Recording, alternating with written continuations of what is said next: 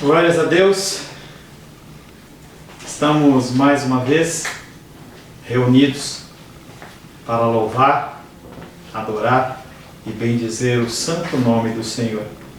É motivo de grande alegria estar com você nesta noite. Agradeço você que postou a foto da sua ceia, compartilhou conosco. É um grande privilégio ter você congregando e comungando comigo.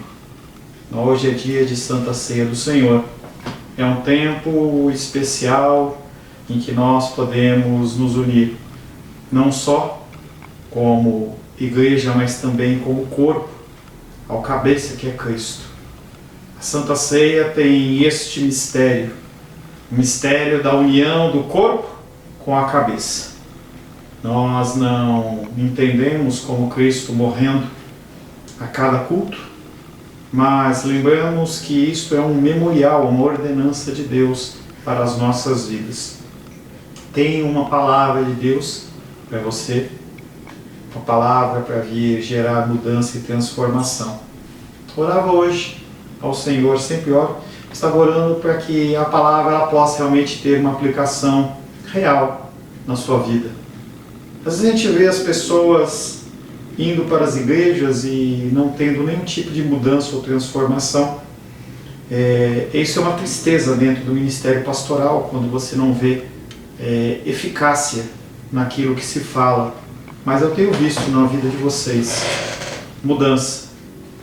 Vejo pessoas se movimentando, pessoas querendo mudança, transformação, mudanças que não são fáceis, mas são importantes. Em especial porque as nossas mudanças, elas geram mudanças em outras pessoas. As pessoas começam a olhar para o cristianismo de uma maneira diferente. E é para isso que nós estudamos as Escrituras. Conhecer a Deus e propagar o conhecimento de Deus. Oremos. Senhor, em nome de Jesus, queremos agradecer a Ti pelo Teu amor, pela Tua graça. Agradecer, Pai, porque Tu morreste na cruz do Calvário para nos salvar. Através do Teu sangue derramado, nós podemos ter vida e vida em abundância. Desde a última Santa Ceia, nós passamos por muitas coisas já. Muitas lutas, muitas dificuldades. Mas em Cristo nós somos vitoriosos em todas essas lutas. Queremos consagrar a Ti este tempo que estaremos na Tua presença como igreja, buscando comunhão, conhecimento, sabedoria e discernimento. Que o Teu Espírito possa nos iluminar em tudo que venhamos a fazer e que tudo seja para a Tua glória, para a Tua honra e para o Teu louvor. Oramos em nome de Jesus. Amém. Amém. Que Deus possa transformar a sua vida. Que Deus possa fazer de você um vaso novo, um vaso transformado, um vaso de honra. Não um vaso bonitão, não um vaso adornado, mas um vaso de honra na casa do Senhor. A minha oração é que você possa realmente ouvir as Escrituras, se compadecer, ser convencido e começar um processo de transformação. Na vida de muitos eu vejo esta mudança. Alguns não. Alguns que estão conosco ainda continuam paradinhos, temerosos de sair desta jaula que aprisiona. Mas nós estamos orando por você, para que você consiga se libertar das amarras. As amarras, elas são poderosas. Amém. Não é fácil você se deixar levar pelo Espírito Santo. Não é fácil você abrir mão de conceitos humanos e se lançar num vazio. A vida cristã, com o conhecimento, muitas vezes tem esta vertente. É um lançar-se no vazio, sem saber se alguém vai pegar. E aí entra o elemento da fé. O elemento da fé é exatamente esse, que ele traz você esperança. Amém. Quero saudar você que chegou agora. com a paz do nosso Senhor Jesus Cristo. Pastor, eu estou aqui desde o começo. Receba a paz dobrada do Senhor. Amém? Que o Senhor possa multiplicar a paz no seu coração, na sua casa, vezes 2. Não que o outro não receba. É claro que é mais uma figura de linguagem. Deus ele não dá a paz dele. 10% para um, 20%. Não existe isso, tá? É mais uma figura de linguagem. Agradeço a Deus por você estar aqui comigo hoje, nesta noite, podendo comungar comigo da ministração da santa e bendita palavra de Deus. Em nosso último encontro, nós estivemos meditando sobre o tema Nossa Esperança. Esperança é algo que o mundo carece. Esse é um produto que está em falta nas prateleiras. Quando as lutas no país vêm, a primeira coisa que as pessoas fazem é correr para o mercado para estocar alimento. Esperança é algo que não está nas prateleiras. As pessoas elas não conseguem encontrar isso, porque elas buscam em filosofias humanas.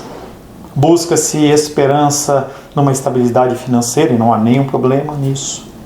Busca-se essa esperança numa moto nova, num carro novo, numa viagem. Não há problema nisso. A esperança ela pode ser contemplada como uma alegria ou como uma frustração. A palavra de Deus diz que maldito o homem que confia no homem. Você depositar a sua confiança em seres humanos é algo temeroso. Quando colocamos a nossa esperança no que o homem pode nos conceder, a decepção é quase sempre certa. E isso vale para pais e filhos, filhos e pais, cônjuges, trabalho, aposentadoria, plano de saúde, qualquer coisa. Você confiou em alguma coisa como essa secular e mundana, provavelmente você vai se frustrar. O homem tem no seu coração a semente do pecado. Todos os homens. Eu tenho, você tem. A nossa pequena Juju do Alice tem menos de um ano. Tem um ano já? Não, nem um ano de idade. Ela já tem a semente do pecado. Mais nova, eu não sei quem é mais nova, se é a Juju ou é a sobrinha da Ingrid. Mas não importa. A criança, desde a mais tenra idade até o mais idoso, dentro do nosso grupo, irmão Cláudio, todos temos a semente do pecado. Quem tem a semente de vida é Deus. Se você confia no homem, você está à mercê de alguém que tem a semente no coração do pecado. Se você tem esperança no que Deus pode fazer, você tem a esperança daquele que tem a semente de vida. No que devemos colocar a nossa esperança? Na provisão? Conversava com o presbítero Sebastião nesses dias, que foi na sexta-feira, no sábado, não sei, hoje é sábado, hoje é domingo, foi ontem. Estava conversando com ele falando da possibilidade de instabilidade, de que é um grupo chinês interessado em comprar a Caesb, e a gente conversava a respeito disso, e a gente falava exatamente sobre isso. Não tem como você colocar a confiança no que o homem vai decidir, ou que ele não vai decidir. Se você confia na provisão do homem, você pode se frustrar. Talvez você ponha a confiança no seu plano de saúde. Eu quero o meu plano de saúde, o mega top, entendeu? E será que é isso? Será que é a sua aposentadoria, a sua seguridade particular, privada? Ou é em Deus? Salmo 123:1 diz: a ti, que habitas nos céus, eleva os olhos. Foi o versículo que começamos o Salmo 123 na semana passada. O salmista, ele não olha para os montes, ele olha acima dos montes e ele fala: você, Senhor, que habita nos céus, a ti eu elevo os meus olhos. O salmista sabe que a vida nesse mundo é real e dolorida, mas também sabe quem rege e governa as coisas. Apesar de parecer um caos, capa da Isto É desse fim de semana coloca 3 pessoas, uma nova geração, e aí mistura uma menina de 14 anos que mora numa casa muito bem aparelhada, com os maiores PIBs do mundo, sem nenhuma dificuldade financeira, com uma menina que realmente passou dificuldades na Índia, tomou um tiro no rosto e coloca junto um youtuber que não tem nada a ver com aquela geração, está mais para a minha geração do que para a geração das crianças, com mais de 30 anos de idade. Será que a nossa confiança está nisso? A gente vê essa situação, pessoas como essas sendo colocadas como exemplos. Será que esses são os exemplos? Nós temos um Deus nos céus que rege e governa todas as coisas. Em Salmos 20, verso 7, também fala desse tipo de pessoa que confia em carros e em cavalos. E o salmista fala: eu não confio em carros e cavalos, eu confio em Deus. Essa é onde tem que estar a sua esperança. Todos os dias somos levados a desconfiar deste cuidado e provisão. Ações na justiça, impiedades, desilusões nos fazem tremer as pernas. Para os filhos há um componente crucial que nos permite continuar a jornada, a saber, a esperança que Deus ele é fiel para guardar a nossa vida até o último dia. Você não está sozinho.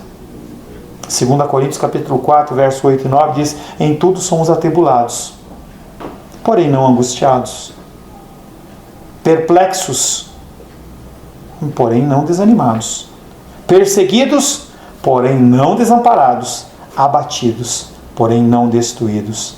Que você possa manter a sua esperança no Deus dos céus e continuar caminhando. Quero convidar você a abrir a palavra de Deus no Salmo 123 para que nós possamos dar continuidade à nossa meditação.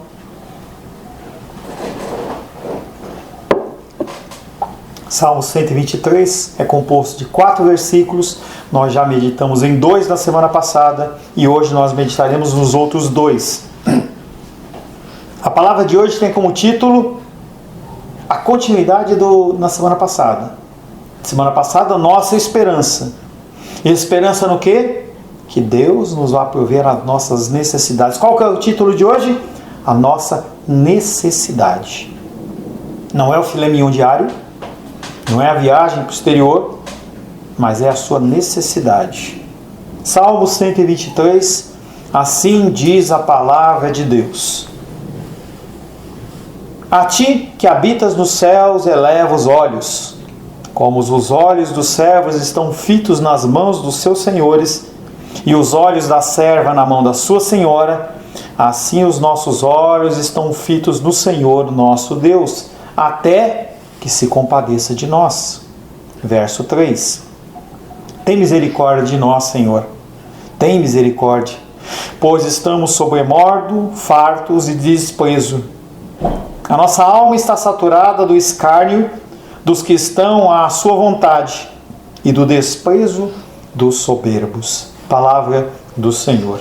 Senhor, em nome de Jesus, lemos a tua santa e bendita palavra, que é viva, que é eficaz, que é mais cortante do que uma palavra, do que uma espada de 2 gumes, capaz de chegar ao ponto de dividir alma e espírito, juntas e medulas, e apta para discernir os nossos corações. Que a tua palavra hoje venha nos dar direção. Que o teu espírito de entendimento seja sobre nós. Sobre mim, Pai, peço misericórdia, como salmista, que eu possa ser capacitado pelo Senhor a trazer o que este texto diz, para que o teu filho e a tua filha que ouvem possam ser abençoados na medida da sua vontade. Oro em nome de Jesus. Amém. Nossa necessidade. Por quê? As pessoas elas buscam coisas demais. Elas não estão satisfeitas. Elas querem mais, e mais, e mais. Eu lembro de uma igreja que eu frequentava, em que a pessoa ela já tinha um alto salário, e a pessoa queria, não, eu quero mais, eu vou estudar, eu vou me dedicar. Eu falava assim, mas não está bom? Não está bom, eu quero mais. Eu quero poder não viajar para a Europa 2 vezes por mês, por ano. Eu quero 4, eu quero 6, eu quero ter mais carros, eu quero ter mais bens. E aí a pessoa, ela demanda os melhores anos da sua vida, a busca de coisas que Salomão fala, vento. A busca destas coisas como essência da sua vida é como correr atrás do vento. Você nunca vai encontrar alguém que tem esse sentimento de ganância com satisfação. Ela sempre vai achar que ela precisa de mais. E as nossas necessidades? As nossas necessidades, o Senhor, Ele nos supre. E o apóstolo Paulo, ele fala: você tendo o que comer e o que vestir, fique satisfeito. Não é para você não fazer nada. Não é para você ficar ansioso, angustiado. Eu tenho o que? Aquele desespero. Não perca a sua harmonia. Não perca a tua paz, a sua comunhão com as pessoas por causa de recursos. Não vale a pena. Salmo 123, verso 3 e 4, são os 2 versículos que nós vamos meditar, e eu vou ler de novo. Diz assim: tem misericórdia de nós, Senhor, tem misericórdia. Pois estamos sobremodo fartos de desprezo. A nossa alma está saturada do escárnio dos que estão à sua vontade, ou seja, que fazem o seu querer, e do desprezo dos soberbos. O clímax desse salmo consiste em um apelo à misericórdia. O salmista vive num ambiente de hostilidade, ele não aguenta mais. Ele tem vivido exposto ao ridículo dos orgulhosos e arrogantes, cujas palavras amargas o têm ferido profundamente. Cuidado com as suas palavras. Às vezes as palavras elas têm um efeito muito mais destrutivo do que um tapa na cara. Do povo, o salmista não pode esperar misericórdia. Não espere misericórdia de pessoas. De modo que ele, salmista, ele volta os seus olhos confiantes para Deus. Lembra do verso 1? A ti que habitas nos céus, eu elevo os meus olhos. Olhos confiantes para Deus, que é o único que demonstra a verdadeira misericórdia. Quando você roga a Ele por misericórdia, Ele te auxilia sem querer nada em troca. 1 Coríntios capítulo 21, verso 11, 12 e 13 diz: veio, pois, Gade a Davi e lhe disse: eis, assim diz o Senhor, escolhe o que tu queres. E aí não era bênção. Davi havia pecado gravemente. Ele transferiu a confiança dele para os carros e para os cavalos. E Deus tinha que ensinar aquele homem, que ia ser a referência antes de Cristo, uma lição. E o profeta olha para ele e fala assim: escolhe o que você quer.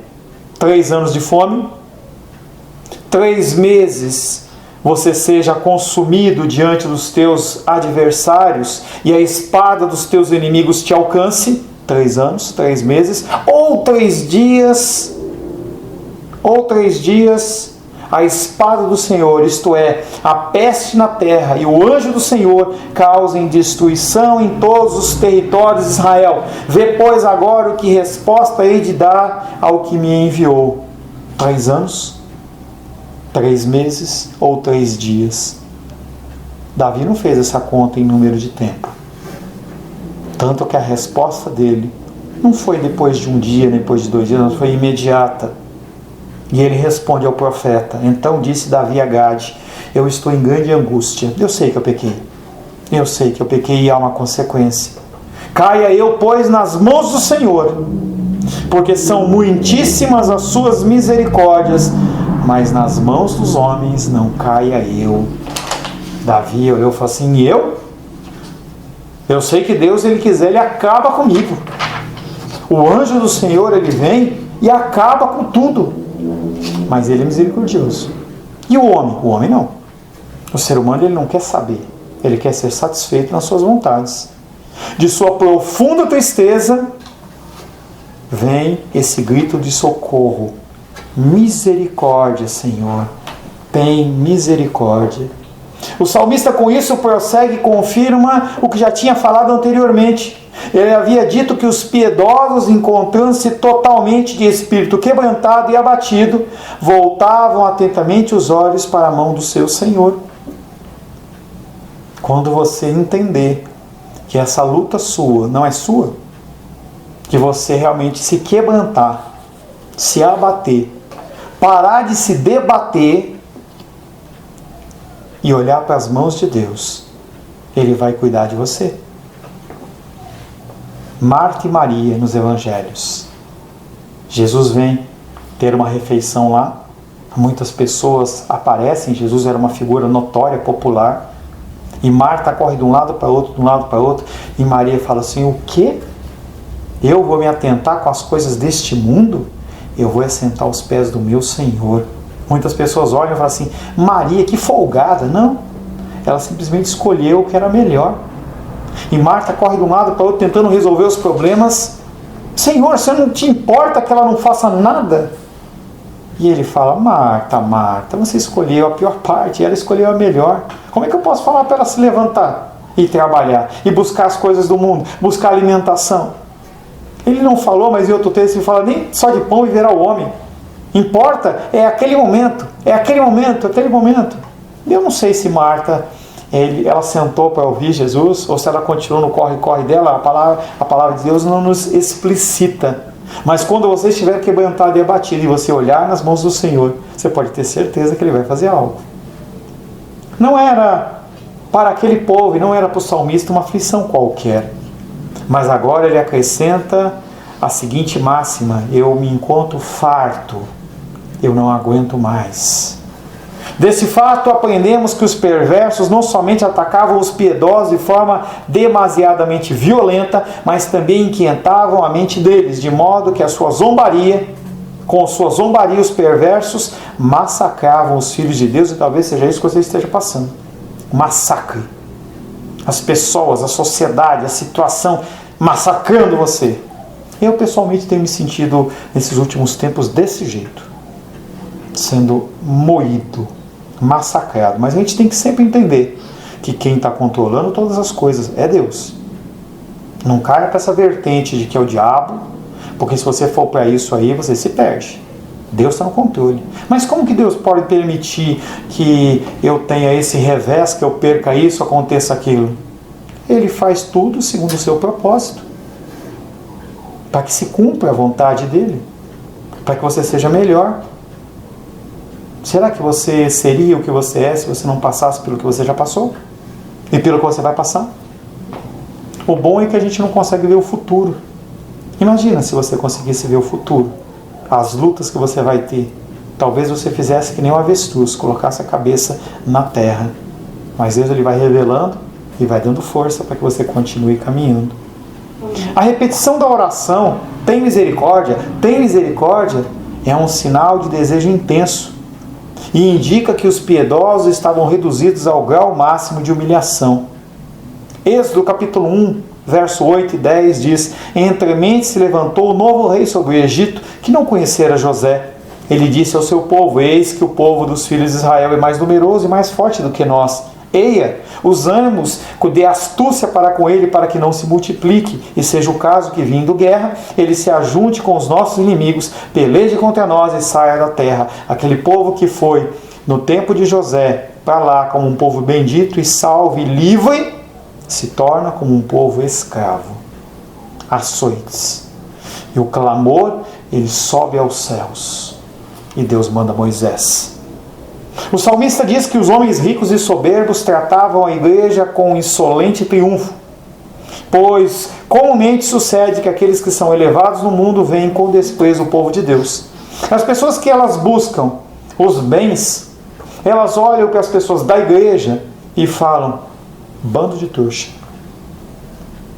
Dá dinheiro para o pastor? O pastor não faz nada. Que ridículo. Investe. Coloque isso, faça aquilo outro. É assim que o mundo trata o povo de Deus. O esplendor da honra e do poder ofusca os olhos deles. E aí me lembro daquela passagem que Jesus é interpelado por um jovem rico, e aquele homem fala assim: Senhor, eu quero te servir, eu quero ser seu discípulo. Faz isso, já faço. Faz aquilo outro, eu já faço. Senhor, todos os mandamentos eu faço. Tá bom. É mesmo? É. Você está pronto? Estou. Vende os seus bens, dá aos pobres e me segue. Se lança no vazio. Confia em mim, depende de mim. O jovem rico abaixou a cabeça, se entristeceu, foi saindo de fininho, e as escrituras não falam que ele voltou, e Jesus fala: é mais fácil um camelo passar pelo buraco de uma agulha do que um rico entrar no reino dos céus. Porque a pessoa, ela confia em si, nas suas riquezas, nos seus bens. O esplendor da honra e do poder ofusca os olhos das pessoas.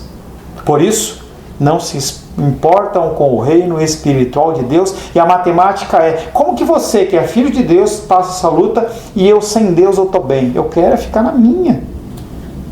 Valores. Por isso que eu me preocupo. Eu oro, mas às vezes eu me preocupo com algumas pessoas que enriquecem, ficam bem. Algumas pessoas em especial eu oro e falo: Senhor, não deixa passar a medida, para que a pessoa ela se perca. Porque as pessoas, elas não sabem lidar com as riquezas, elas querem mais, e querem mais, e querem mais. Sim, quanto mais os perversos prosperam e são favorecidos pela fortuna, tanto mais aumenta o seu orgulho, e tanto mais violentamente lançam de si as suas imundícies. O que ocorre é apostasia. A palavra de Deus diz que nos últimos dias o amor de muitos se esfriaria. Se esfriaria por quê? Porque não vão para a igreja? É por causa da pandemia? Não, porque os corações delas estão voltados para outra coisa diferente de Deus.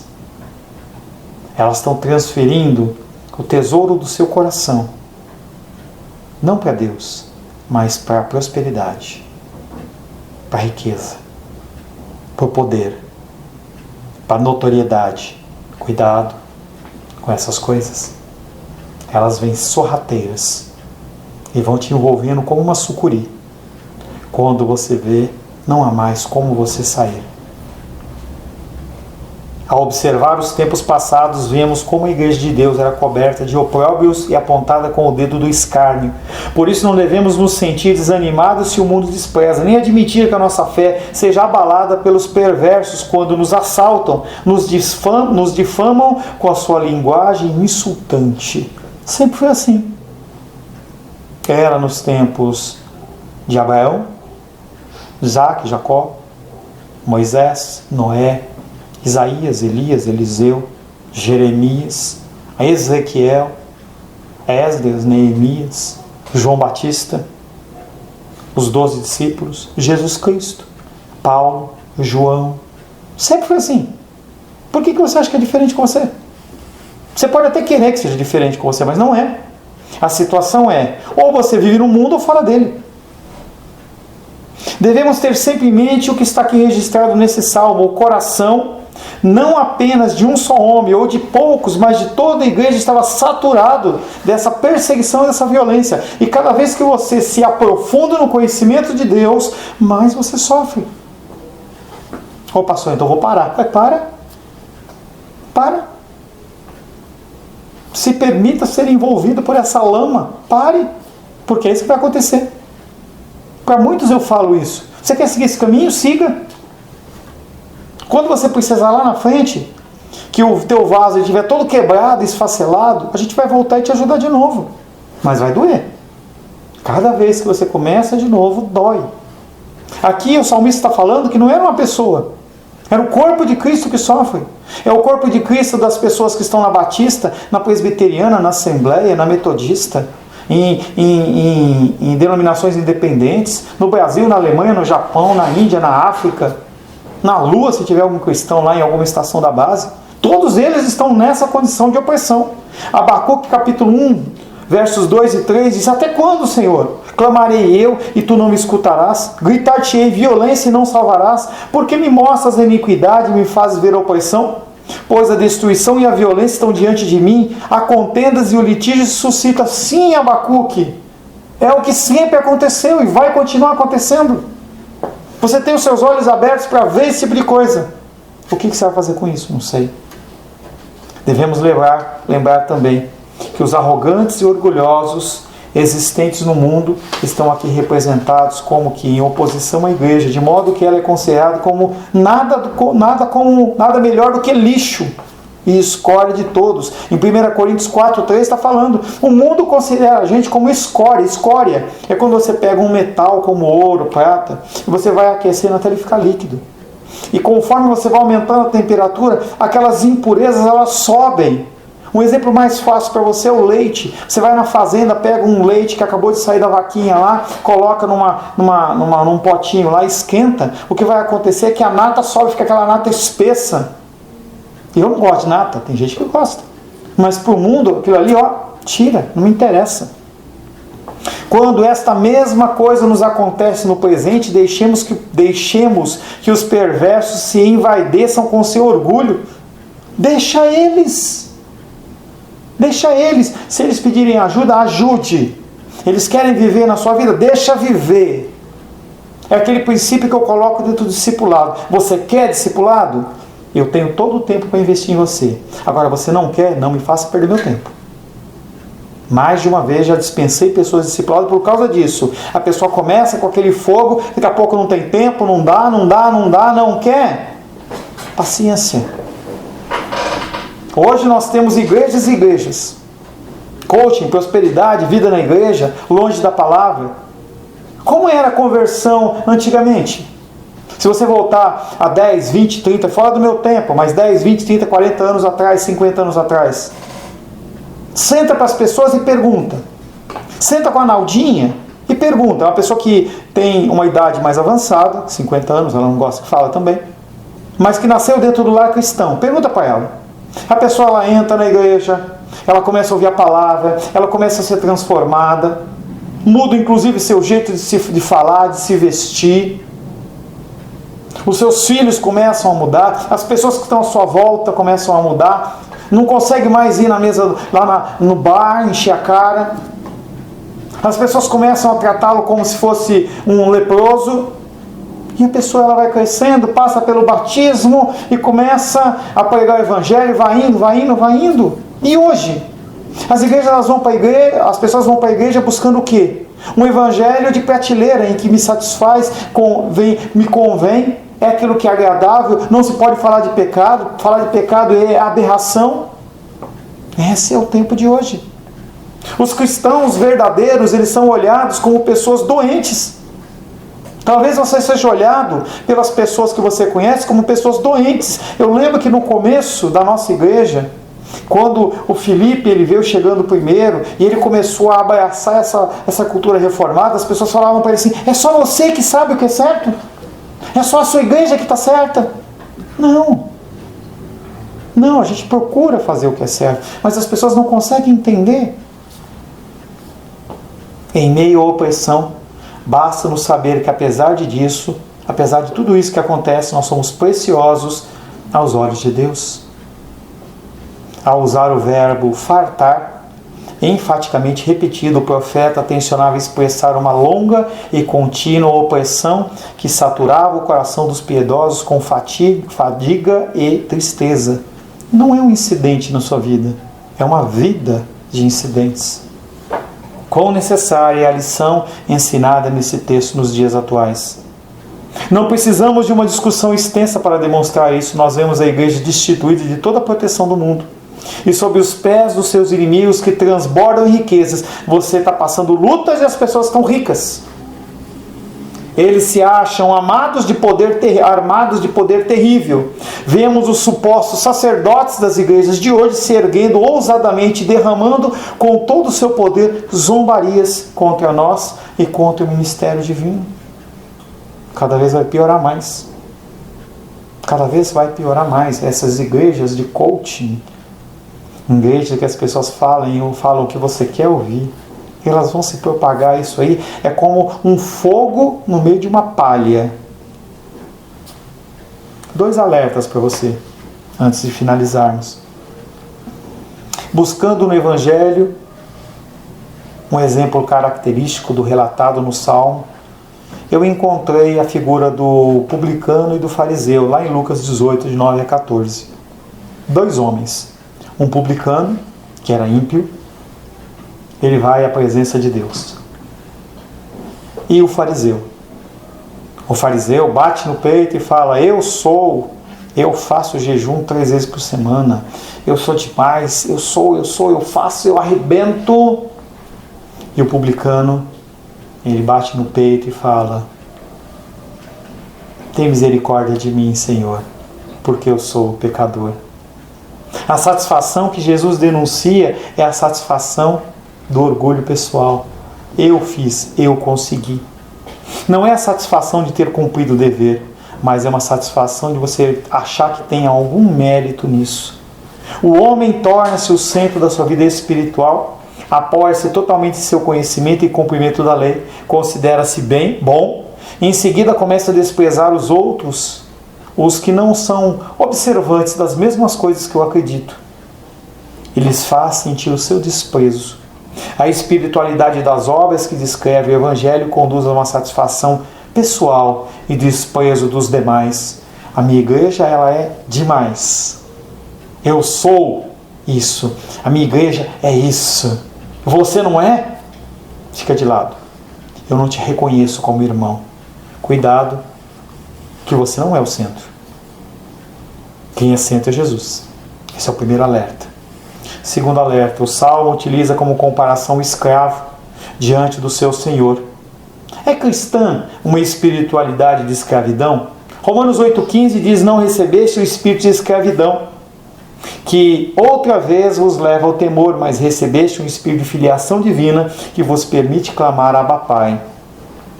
O Salmo não incentiva o temor ou a servidão, mas o abandono da autodependência. Quando você se sente quebrantado, quando você se sente dependente, aí Deus começa a agir na sua vida. Enquanto isso, Ele deixa você caminhar por conta. O Espírito Santo, Ele não te agride. Ele espera que você se convença. Ele te dá os toques, Ele vai te alertando, mas é importante que você se convença. Levantar-nos-emos sob o desprezo dos satisfeitos ao nos sentir acolhidos por Deus, e não nos sentiremos satisfeitos pelo que é mérito.